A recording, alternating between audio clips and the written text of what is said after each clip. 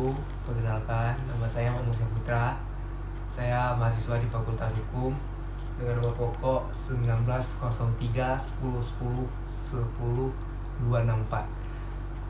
Perihal saya membuat video ini karena saya akan menyelesaikan tugas dari kelas hukum pajak yang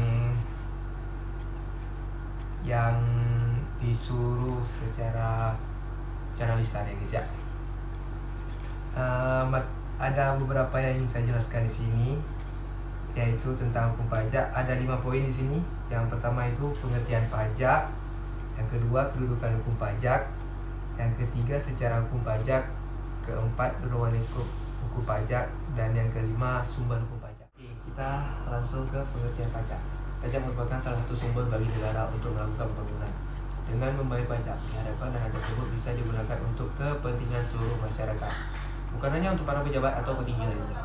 Membayar pajak bahkan diatur dalam Undang-Undang Dasar Pasal 95, Pasal 23A yang berbunyi pajak dan pungutan lain yang bersifat maksa untuk keperluan negara diatur dengan undang-undang. Selanjutnya ada hukum pajak. Hukum pajak adalah sekumpulan peraturan yang mengatur hak dan kewajiban serta hubungan antara wajib pajak dan pemerintah selaku pemungut pajak ya guys ya. Yang kedua ada kedudukan hukum pajak. Kedudukan hukum pajak itu adalah bagian dari hukum publik. Hukum pajak di Indonesia mengandung paham imperatif, artinya pelaksanaan pemungutan biaya pajak tidak dapat ditunda.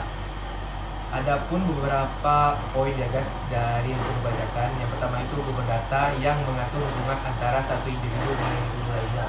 Sedangkan hukum publik di mana mengatur hubungan antara pemerintah dengan rakyatnya, antara lain terdiri dari hukum tata negara, hukum tata usaha negara, dan hukum administrasi negara.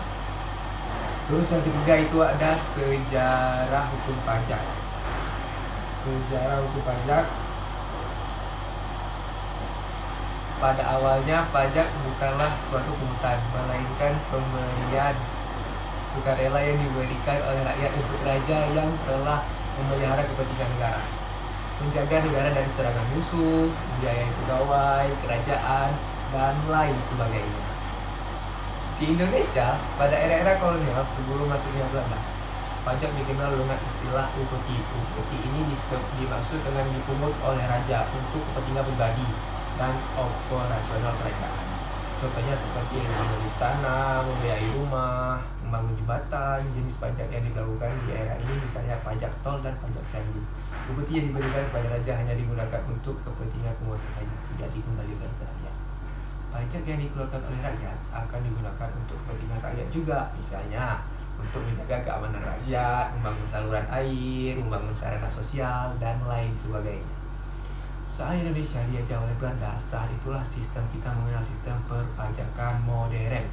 Salah satu jenis pajak yang berlaku saat itu diantaranya pajak rumah tinggal yang diberlakukan tahun 1839 dan pajak usaha.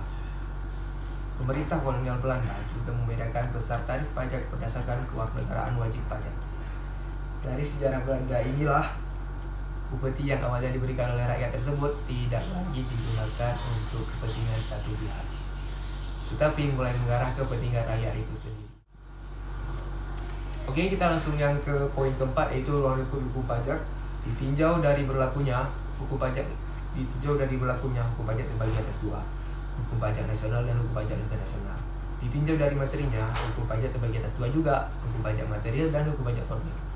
Yang poin kelima ada sumber hukum pajak ya guys ya. Yang pertama ada Undang-Undang NKRI, dan yang kedua ada perjanjian di bidang pajak, yang ketiga jurisprudensial di bidang pajak, dan yang keempat doktrin di bidang pajak.